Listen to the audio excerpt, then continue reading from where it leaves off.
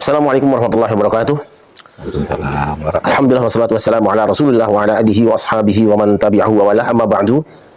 Para pemirsa pada Suka TV dimanapun Anda berada, alhamdulillah pada malam hari ini saya dapat silaturahim di kediaman siapa lagi kalau bukan pakar hukum Indonesia, Profesor Dr. Mahfud MD. Alhamdulillah dalam keletihan beliau masih berkenan menerima kunjungan kami bersama teman-teman. Mudah-mudahan kita doakan ya beliau senantiasa sehat walafiat dan terus bisa memberikan bimbingan dan tuntunan kepada anak-anak bangsa. Ya, kita sapa saja. Assalamualaikum, Prof. Waalaikumsalam, Kiai. Sehat, Gi? Alhamdulillah, Bang Istri. Kita ingin bincang-bincang Prof tentang yang sedang ramai hari ini karena kebetulan kemarin begitu muncul ada surat cinta dari seorang Profesor Dr. Mahfud MD. Ini jagat Indonesia work Fatazat Indonesia. Jadi mungkin kita akan bincang-bincang tidak terlalu banyak lah karena beliau juga harus istirahat. Tapi intinya kan begini aja. Apa sih sebetulnya yang melatar belakangi Profesor berkirim surat cinta via Raden Haji Omah Irama yang dibawa oleh Gus Miftah Barawi itu? Yang pertama kali masalah nasionalisme saya ya, rasa kebanggaan saya terhadap Indonesia itu ternodai oleh sikap-sikap beberapa habaib. Tidak semua habaib, saya punya banyak teman habaib juga yang sampai sekarang masih silaturahim. Tapi ada beberapa habaib yang membuat hal-hal yang bagi saya menodai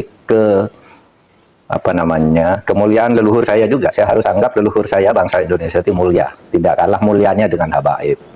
Dan ini yang mendirikan Indonesia. Nah, rasa kebangsaan saya itu ternodai ketika muncul ya berita-berita yang terakhir ini. Saya ingin katakan dulu Kiai ya bahwa bagi saya sendiri berdasar histori masuknya habaib yang baik yang masuk baru abad ke 19 maupun yang masuk sebelumnya, bagi saya sendiri apakah mereka itu turunan Nabi atau tidak, itu bagi saya tidak terlalu penting ya. Ba'lawi kalau bagi saya bukan gitu ya, bukan turunan Nabi karena dari filologi jelas ya, kemudian dari historik jelas, kemudian juga DNA yang terakhir itu yang sudah ini. Jadi saya tidak percaya. Tetapi bagi mereka yang percaya bahwa mereka itu turunan Nabi ya silakan aja. Saya tidak keberatan. Saya tidak percaya, tapi bagi mereka yang percaya silahkan. Kan sama aja orang ngaku turunan Menak Jinggo, turunan Ken Arok gitu, saya tidak keberatan gitu. Memang kenapa kalau turunan? Bagi saya tidak ada urusan. Tetapi yang saya kemudian tersinggung dari itu ketika peran ulama-ulama Indonesia dan para pejuang Indonesia itu diremehkan. Misalnya cerita bahwa proklamasi kemerdekaan Mei 17 Agustus itu karena bisikan Habib tertentu kepada Bung Karno, itu kan tidak pernah ada dalam cerita itu. Semua yang menulis selama ini Bung Karno pulang dari Dalat dijanjikan kemerdekaan, lalu terjadi sini tarik menarik antara pejuang. Yang satu ingin merdeka secepatnya, yang satu menunda sesuai dengan persetujuan Jepang. Sampai Bung Karno diculik. Tanggal 16 itu diculik, tidak ketemu Habib. Diculik oleh pemuda itu, tidak ketemu Habib siapa, diculik, dibawa ke Rengas Dengklok. Pokoknya merdeka sekarang, kata Bung Karno ntar dulu, gitu. Akhirnya sesudah itu malamnya rapat di rumah Laksamana Maeda. Laksamana Maeda itu adalah Dandim lah, Dandim kota Batavia, tapi angkatan laut kan, karena di Batavia, Dandim Batavia kalau itu. Laksamana Maeda itu yang minta Bung Karno, Bung, kalau Anda mau rapat untuk merumuskan proklamasi besok pagi, di rumah saya aja, aman, saya yang jaga, bukan Habib. Tidak ada Habib, cerita Habib ini tidak pernah ada di dalam sejarah kecuali dulu menjadi Usman Yahya itu menjadi muftinya Belanda, yang mengharamkan kita melawan Belanda. Justru itu Habib yang jelas itu tertulis dalam sejarah. Kalau Habib berbisik ke Bung Karno kapan? Dan tidak pernah ada cerita itu, gitu.